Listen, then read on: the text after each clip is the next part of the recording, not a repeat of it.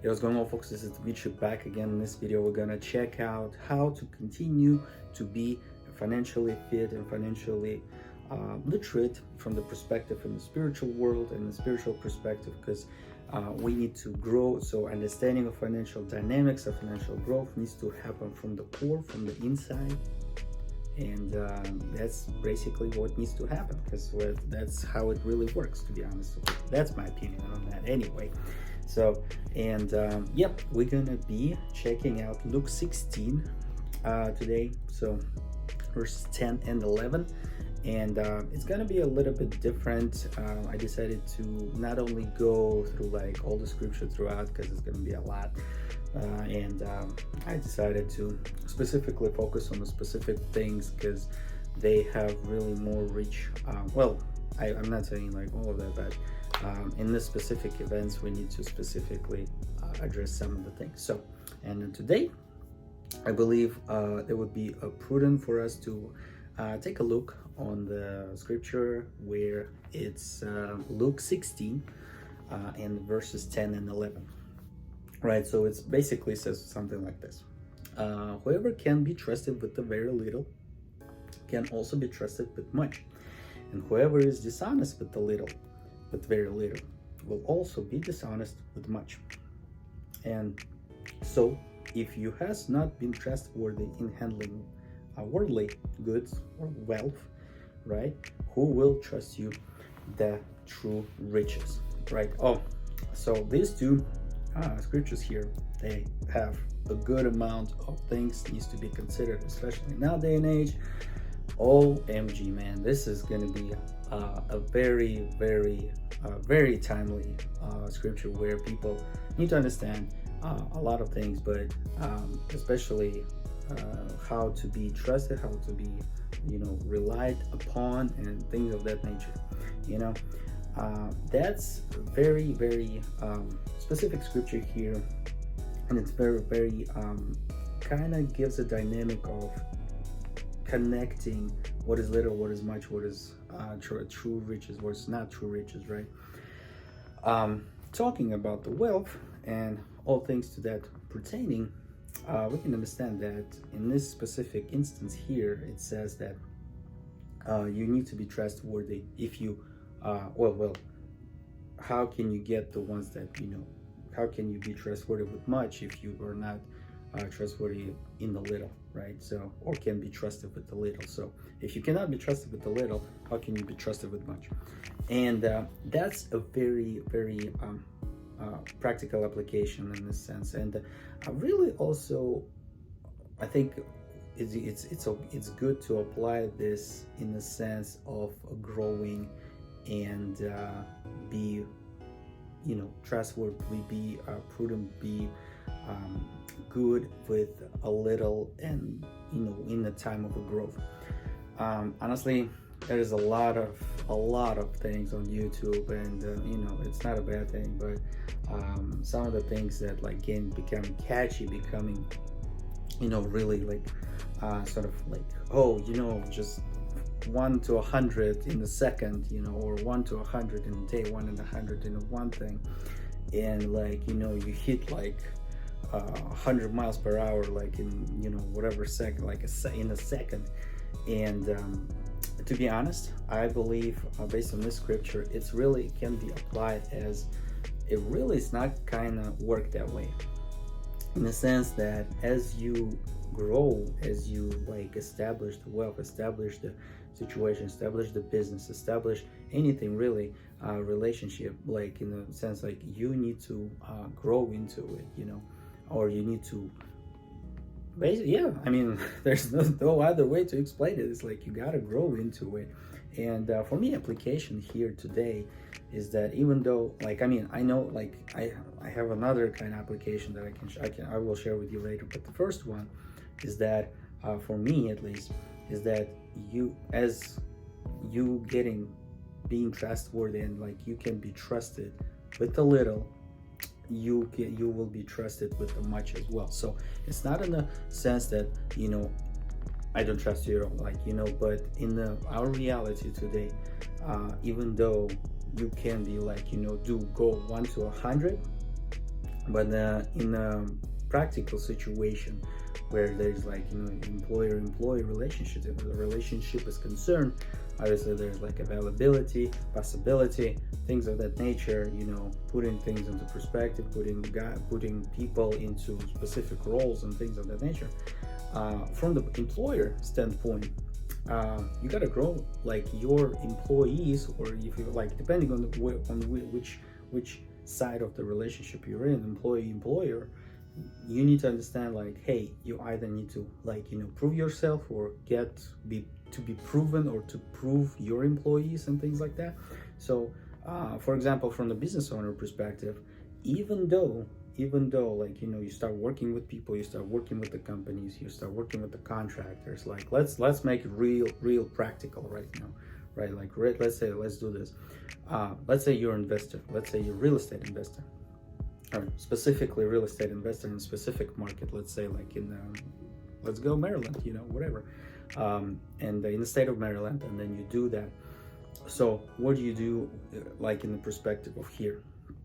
You need to make like, you know, you need to test out multiple vendors, multiple people, and there's a lot of people talking going to be involved in the real estate investments. Like obviously real estate agent, we talked about that, real estate like contractors, you know, mortgage provider, mortgage agents, a lot of the insurance agents sometimes, really, because you need some, you know, like insurance on your investment properties, things like that.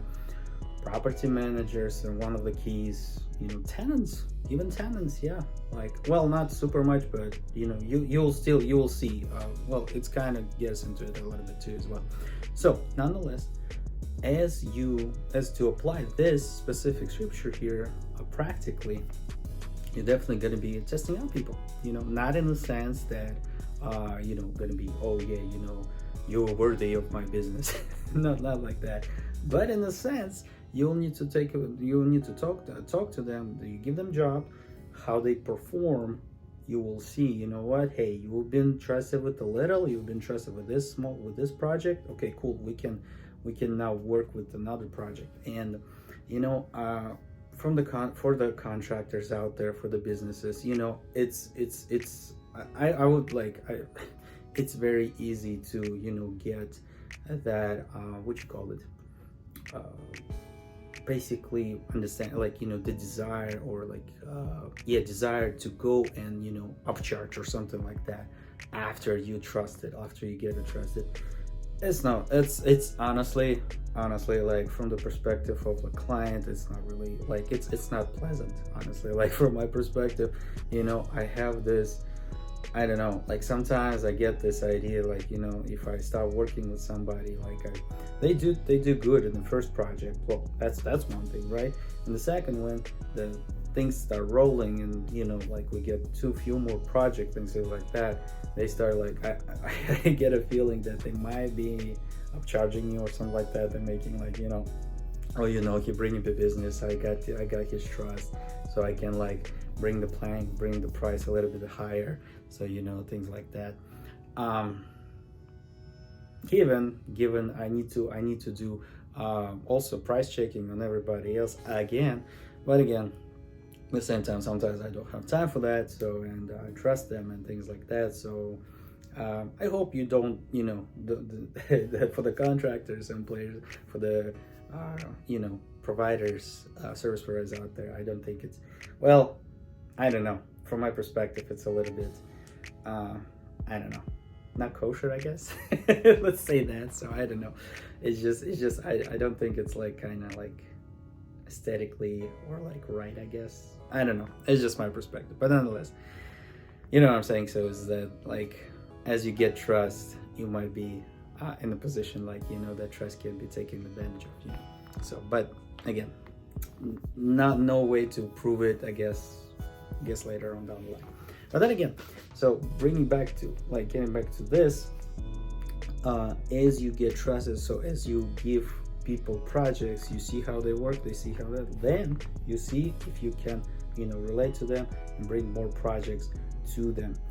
Definitely there were instances in my in real estate world, or in real estate investment world, when there was a drama happening, literally drama. Like we had a project, so we can't, like I don't know what was happening, but for some reason, like few of my contractors, they were not able to fix the issue, and I don't know why. And I brought the other guy, and Lord behold, he just like, there you go, just put whatever needed to be done. Like, there was a pipe issue with the clogged piping, and basically we resolved it, but that was like, there's some weird stuff, and there was some weird stuff going on. But anyway, so that's pretty much my message to you guys today.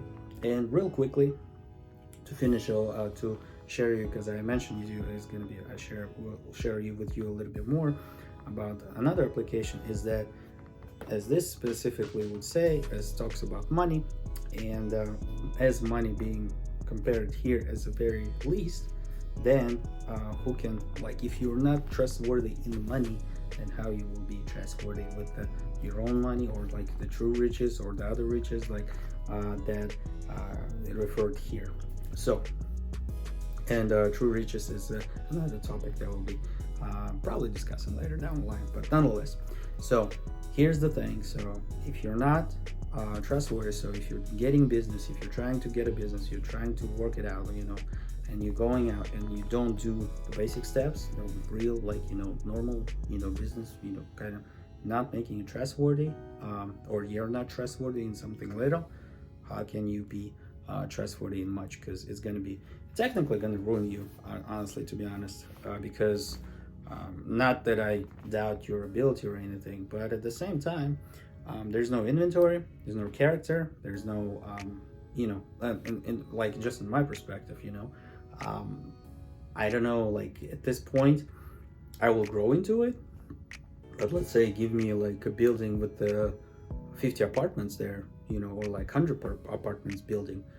That's real big responsibility, honestly. With like, with no experience of managing some of the things. I know it's gonna be technically needs to, like, property management needs to come in and all that, but in reality, if you don't know what's happening, when it's like 1-2 families, technically somewhat depending on you, really, because it's a livelihood, there's like management involved and things like that. I know it's not like you're not technically all of them provider, but they're using the services of, if in the real estate investment perspective, they're using your services to live, like, so, and then that's where it is pretty much. And it's really, really, really kind of major deal, to be honest. So, if you start thinking about it, it's kind of major.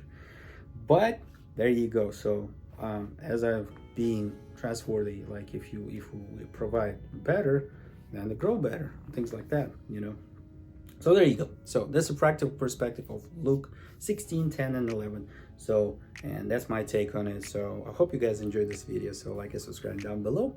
My name is Dmitry. See you next time. And yeah, let me know in the comments below down, guys, what you guys think about it. Because I really think it's pretty good application, I think. But honestly, like, it's not super direct, but that's what I think.